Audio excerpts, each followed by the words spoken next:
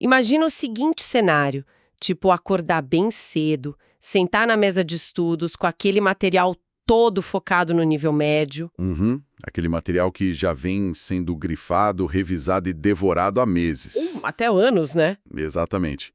O edital tá ali, iminente. A rotina da pessoa tá cravada na pedra e, então, bom, sem aviso prévio nenhum, o Diário Oficial traz uma medida provisória. E não é qualquer medida, é uma que muda tudo. Pois é. O texto simplesmente diz que, a partir daquele exato instante, o jogo virou. Só entra na corporação quem tiver diploma de ensino superior. O chão literalmente some, né? Nossa, o desespero de quem acompanha o Diário Oficial logo de manhã deve ter sido absoluto. Mas olha só, logo no dia seguinte, o comandante da instituição vai para as redes sociais, grava um vídeo e diz para todo mundo continuar estudando os materiais de nível médio. Quer dizer, ele garante que a regra nova não vai valer agora. Exato. E aí fica aquela pergunta no ar. Afinal, em quem confiar? No rigor da lei recém-publicada ou na palavra oficial do comando? Olha, é um impasse de tirar o sono de qualquer candidato, com certeza. A gente está falando de uma verdadeira colisão frontal, sabe? Sim, entre a lei e a realidade. Isso. Entre a vontade de atualizar a legislação ali, de imediato, e a dura realidade administrativa de um Estado. E quando essas duas forças batem de frente, quem está na base, estudando e se planejando, acaba tipo preso nesse fogo cruzado. Sejam muito bem-vindos à nossa análise aprofundada de hoje. Eu estou muito animada para a gente destrinchar isso. Eu também. É um tema denso, mas muito fascinante. Com certeza. E a missão do nosso mergulho de hoje é justamente investigar o que realmente aconteceu no estado do Maranhão nas últimas semanas, envolvendo os próximos certames da Polícia Militar e do Corpo de Bombeiros. E vale reforçar para nossa audiência que a gente não está aqui especulando nada. Perfeito, nada de achismo. Toda a nossa investigação de hoje está calcada estritamente nos documentos oficiais. A gente usou a medida provisória estadual, a legislação federal pertinente e os comunicados institucionais recentes. A grande pergunta é como desembaraçar esse nó jurídico e prático. E o que torna esse caso essencial para a nossa discussão é que ele vai muito além de, sei lá, um simples erro de comunicação. Ah, sem dúvida. Ele meio que escancara as engrenagens ocultas da máquina pública. Para entender a solução dessa crise, a gente precisa primeiro dissecar o tamanho do impacto que essa legislação tentou impor. Ok, vamos desempacotar isso porque é muita informação. Antes de mergulharmos nas razões desse recuo, a gente precisa colocar as cartas na mesa, né? Entender a origem do problema. Foi a medida provisória número 542 que foi publicada pelo governo do Maranhão. E olha, ela não foi nada tímida. Longe disso. O texto estabelecia a exigência imediata de nível superior completo para quem quisesse ingressar como soldado. E não parou por aí. Não sobrou para todo mundo. Pois é, para a carreira de oficial, o sarrafo subiu de vez, exigindo especificamente o bacharelado em Direito. Até o quadro de músicos foi afetado, passando a exigir nível superior em música. Em suma, uma reestruturação muito drástica. E o detalhe jurídico que amplifica o pânico do candidato é a própria natureza de uma medida provisória, né? Explica um pouco isso para quem nos ouve. Claro, é que uma MP não é um projeto de lei normal que vai passar por meses de debates nas comissões, ser votado para quem sabe entrar em vigor no ano seguinte, não é assim? Ela é muito mais imediata. Exato. A MP tem força de lei a partir do exato momento em que ela é publicada. Então, o sobressalto de quem estava estudando foi totalmente fundamentado. Total. Juridicamente falando, a regra do jogo foi alterada com o campeonato já em andamento. Nossa, para quem acompanha as regras do direito administrativo, a situação soa quase como trocar um motor de um carro enquanto ele está a 120 km por hora na rodovia. A MP é esse motor novo super potente. Bela analogia. Obrigada. Mas aí, logo após a poeira dessa publicação subir, a gente teve a grande reviravolta dessa história. O famoso vídeo. Isso. O comandante-geral do Corpo de Bombeiros publicou um vídeo oficial assegurando que o próximo concurso para soldado ainda vai exigir apenas o nível médio. E a sinalização oficial de bastidores é que essa mesma diretriz se estende à Polícia Militar do Maranhão, que também era alvo da MP. E é aí que o cenário se torna, um prato cheio para o estudo do direito público e da administração. A declaração no vídeo foi super categórica, não abriu margem para interpretações dúbias, sabe? Sim, a frase exata que ele disse foi, abro aspas, aqueles que têm ensino médio continuem estudando e se preparem que o concurso está vindo aí, fecho aspas.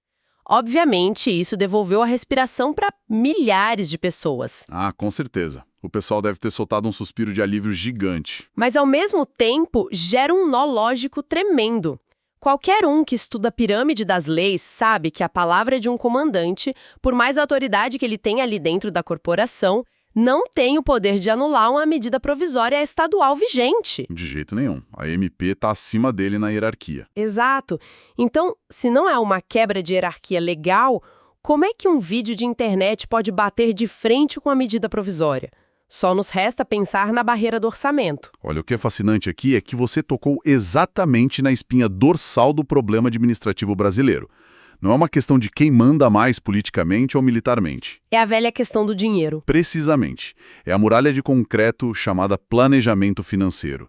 Consultando especialistas em direito voltado para a administração pública, fica muito claro que o problema não está no texto da lei em si, mas sim nas cifras que sustentam essa lei. Então a MP é válida, mas esbarra no caixa. Isso mesmo. A medida provisória tem aplicabilidade imediata, no papel, claro, mas ela esbarra em algo que não muda da noite para o dia, que é a rigidez das contas públicas. Então, o que tudo isso significa na prática para quem nos ouve? Porque muita gente acha que a caneta do governante é absoluta, né? Mas para realizar um certame desses, o Estado depende de amarras que foram aprovadas com muita antecedência. Muito antes mesmo. A gente está falando das ferramentas clássicas do orçamento. A Lei de Diretrizes Orçamentárias, a famosa LDO, e o Plano Plurianual, o PPA. Ferramentas que não dá para simplesmente ignorar. E para compreender esse mecanismo, a gente precisa olhar para o que essas siglas representam na vida real. Exato. O Plano Plurianual dita a estratégia do Estado para 4 anos. Aí vem a LDO e pega essa estratégia maior e define as prioridades anuais. E o concurso já estava previsto aí? Exatamente. Toda a previsão de caixa para este certame específico, que está prestes a sair, foi engessada lá atrás. E ela foi baseada na estrutura antiga de carreiras a de nível médio.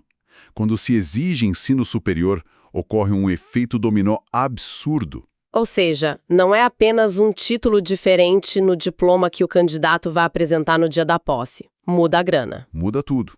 Alterar a exigência de escolaridade altera toda a natureza jurídica e remuneratória do cargo a longo prazo. Afeta o teto salarial, as progressões, né? Sim, afeta as projeções de progressão na carreira, afeta os multiplicadores de aposentadoria e de pensão também. Em resumo, a conta desse futuro soldado de nível superior é muito mais pesada para o Estado do que a conta do soldado de nível médio. Faz todo sentido. Um especialista consultado apontou que uma mudança abrupta dessas ia gerar incompatibilidades gritantes com o planejamento financeiro que o Legislativo já tinha aprovado para este ano. Então a analogia do carro realmente funciona aqui. O Executivo tentou colocar um motor V8, que seria a exigência de nível superior, num chassi de orçamento que foi projetado para um motor menor. Perfeito. O chassi simplesmente não suporta mudança imediata sem um redesenho total do carro. A máquina pública, no fim das contas, para proteger a estabilidade fiscal do próprio Estado, impede que a MP atropele a LDO e o PPA que já estão vigentes. Exatamente. É uma trava de segurança do sistema. Portanto, é perfeitamente legal e seguro para o candidato que o edital atual mantenha o nível médio. A burocracia, que o pessoal tantas vezes trata como uma grande vilã, neste caso foi literalmente o escudo de quem está com o cronograma focado no ensino médio. Exato. O recuo não foi uma falha na vontade política, não foi o governador mudando de ideia. Foi um choque de realidade contábil. É uma lição valiosa sobre como a administração pública opera nessas camadas mais profundas, sabe? Sim, nos bastidores. Mas essa vitória do nível médio, por assim dizer, levanta uma sombra importante para o futuro. O governo do Maranhão não acordou um belo dia e decidiu, por capricho puro, tentar impor o nível superior. Tem um motivo bem forte para essa MP existir. E se conectarmos isso ao cenário maior, a gente entende tudo. Quem acha que isso é uma invenção isolada do Maranhão está olhando só para a ponta do iceberg. Totalmente. A nossa investigação dos documentos oficiais nos remete à Lei Orgânica Nacional das Polícias Militares e dos Corpos de Bombeiros Militares, a Lei número 14.751, que foi sancionada bem recentemente, no final de 2023. E um detalhe importante, essa não é uma lei que sugere mudanças, ela determina. Ela dita uma remodelação completa no perfil da segurança pública do país inteiro, né? Completa. O texto da legislação federal é super claro. Todos os estados brasileiros, de ponta a ponta, deverão adotar o nível superior como requisito básico de ingresso. Tanto para as praças quanto para os oficiais. Isso. É uma diretriz nacional e irreversível. É aqui que a coisa fica realmente interessante, porque surge o contraponto perfeito. Se existe uma lei federal que é hierarquicamente superior, mandando que tudo seja nível superior, como é que o Maranhão, amparado pela lei, consegue recuar e fazer esse edital de nível médio sem ferir a legislação federal? Pelo brilhante mecanismo da regra de transição. Ah, a famosa transição. Sim, uma legislação com tamanho impacto estrutural, lembra daquele efeito dominó orçamentário que a gente acabou de discutir? Ela não poderia ser implementada da noite para o dia sem quebrar a espinha dorsal financeira dos estados. Seria um caos fiscal. Exato. Então, a Lei Orgânica Nacional estabeleceu um prazo de adaptação de até 6 anos após a sua sanção. O relógio está correndo, e o limite absoluto é o ano de 2029. É uma montagem jurídica muito interessante da gente observar em tempo real, sabe? O Estado do Maranhão tentou se antecipar a esse relógio federal através da sua MP 542. Tentou mostrar serviço, mostrar alinhamento com a nova diretriz nacional. Isso! Contudo, quando a caneta bateu no cofre e o orçamento atual disse um não bem redondo, o Estado utilizou a própria válvula de escape da lei federal, que permite certames com as regras antigas dentro desse período de transição de 6 anos. Perfeito. O Maranhão recuou não porque a MP estava errada no mérito dela, mas porque o cronômetro legal dá esse fôlego para eles ajustarem a casa antes. O que significa que a nossa audiência, o candidato de nível médio, tem uma sobrevida, mas é uma sobrevida com data de validade muito bem marcada. O relógio não para. Este próximo edital será, muito possivelmente, um dos últimos, se não for o último mesmo certame de grandes proporções no estado com essa exigência escolar. E essa clareza de que o relógio está correndo até 2029 só faz aumentar a pressão sobre quem vai encarar essa prova agora, né? Já que a regra do jogo para este edital está garantida e o nível médio continua sendo o passaporte de entrada, a gente precisa olhar para as apostas que estão sobre a mesa. Com certeza. Quais são os números reais que as fontes oficiais projetam para essa seleção? Olha, os números explicam, em grande parte, o desespero e o alívio logo em seguida que essa oscilação de regras gerou. Sim, porque a recompensa é alta. Muito alta.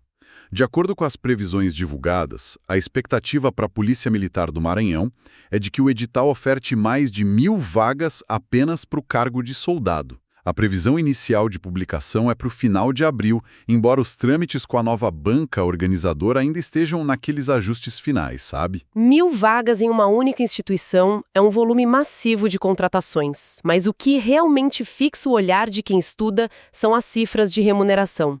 E é fundamental a gente trazer esses dados para contextualizar o peso dessa disputa. A carreira militar maranhense é conhecida por ter uma atratividade financeira muito robusta no cenário nacional. Hoje, um soldado em início de carreira tem uma remuneração de R$ 6.149,08. Nossa, para nível médio é um valor excelente. E a previsibilidade da carreira permite progressões muito claras. Esse mesmo militar, evoluindo no quadro de praças até o posto de subtenente, atinge uma remuneração de R$ 10.741,66. E, paralelo a isso, a gente tem os números para a formação de oficiais, que são ainda mais agressivos. O aluno do curso de formação de oficiais já começa recebendo um subsídio de R$ 6.362,37. Já entra ganhando bem. Muito bem. E a curva ascendente dessa carreira é impressionante, porque culmina no posto de coronel, onde a remuneração alcança R$23.202,84. Caramba. É o tipo de estabilidade financeira e de projeção de carreira que transforma a preparação não apenas num projeto de estudo, mas num projeto de vida. Totalmente. E é claro que isso eleva a nota de corte e o nível técnico dos concorrentes a patamares altíssimos. E com salários dessa magnitude, a concorrência não perdoa. Por isso, para quem nos acompanha e está nessa jornada de estudos, preste atenção neste recado. Se você é estudante e quer se preparar de verdade, entra agora em medicob.com.br, baixa o app e aproveita o maior banco de questões do Brasil, com provas anteriores de todas as instituições, questões comentadas, resumos práticos, aulas completas e flashcards prontos para revisar onde quiser. Essa imersão no histórico da banca e nas provas anteriores é literalmente o divisor de águas. O candidato precisa entender muito bem o terreno em que está pisando. Exatamente. O que nos traz direto para o raio-x histórico dessa seleção.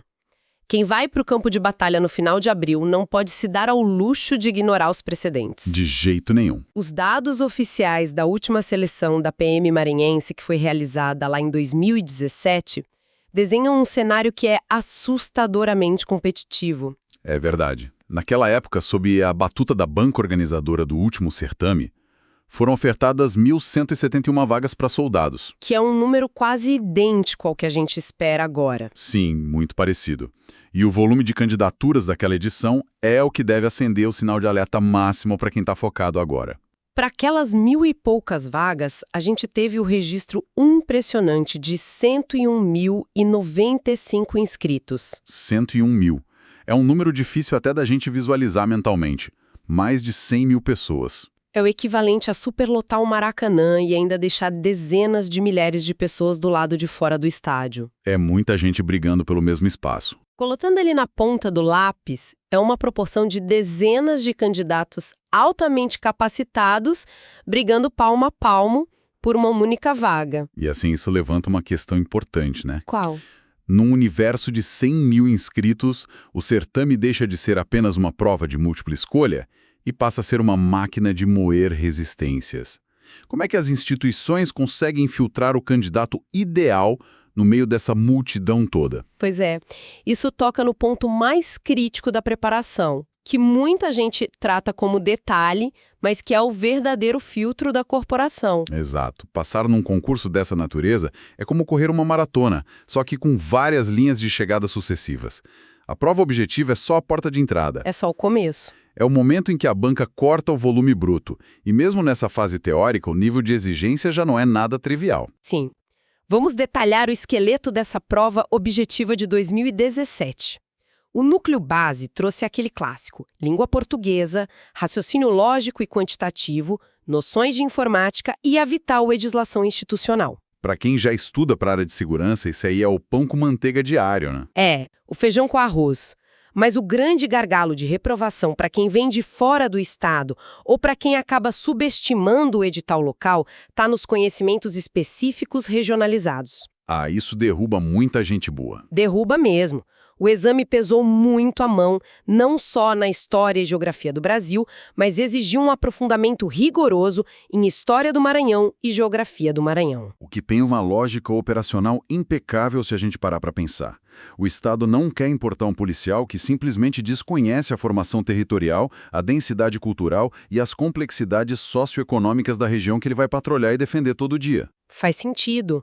O domínio desse conteúdo regional prova o nível de comprometimento do candidato com a realidade local, né? Mas olha, superado esse funil teórico brutal, a gente entra nas fases em que a maioria dos chamados ratos de biblioteca acaba sucumbindo. As fases práticas. Sim. A seleção avança para exames médicos e odontológicos, o implacável teste de aptidão física, o famoso TAF, além dos exames psicotécnicos, da investigação social e documental e, finalmente, o curso de formação. É o candidato precisando ser um atleta mental e físico ao mesmo tempo. E a importância de dissecar o porquê de cada uma dessas fases é crucial. Muitos candidatos investem anos em cursinhos teóricos e, sei lá, deixam para terminar a corrida e barra fixa na semana que sai o resultado da objetiva. O que é um erro fatal. Fatal. O TAF tem um índice de reprovação assombroso exatamente por causa disso. Ele não está ali para testar se o indivíduo faz exercícios leves aos finais de semana. Não mesmo. A corporação precisa garantir que, fisiologicamente, aquele futuro agente suporte o estresse térmico de uma perseguição a pé, que ele tenha força para uma contenção física e resistência cardiovascular para suportar equipamentos super pesados sob uma tensão extrema. Sem contar a pressão invisível que é avaliada nos exames psicotécnicos, né? A inteligência emocional que se exige para portar uma arma de fogo em nome do Estado e decidir em frações de segundo entre a vida e a morte em um beco escuro. Bom, isso não se mede preenchendo um gabarito com caneta preta. Com certeza não. O psicotécnico mapeia a capacidade de controle de impulsos, a resiliência à frustração e a estabilidade sob estresse prolongado. É um raio-x da mente. E já a investigação social entra com uma lupa na idoneidade da pessoa. Não basta ter ficha limpa no dia do concurso. Eles querem saber o histórico completo. Isso. A corporação quer saber quem é aquela pessoa na sua comunidade, quais são os vínculos dela, o seu passado. É uma varredura cirúrgica. E quando a gente coloca todas essas engrenagens em perspectiva, a gente compreende o tamanho da operação de guerra que é necessária para gerenciar mais de 100 mil candidatos cruzando todas essas etapas. É gigantesco. E com o atrativo dos salários atuais e a percepção clara de que, com a regra de 2029 se aproximando, esta pode ser a última janela para quem tem nível médio, a expectativa não é apenas de repetir os números de 2017, mas de bater recordes históricos de inscrição. É a tempestade perfeita para quem se prepara, né? Uma oportunidade colossal, salários de ponta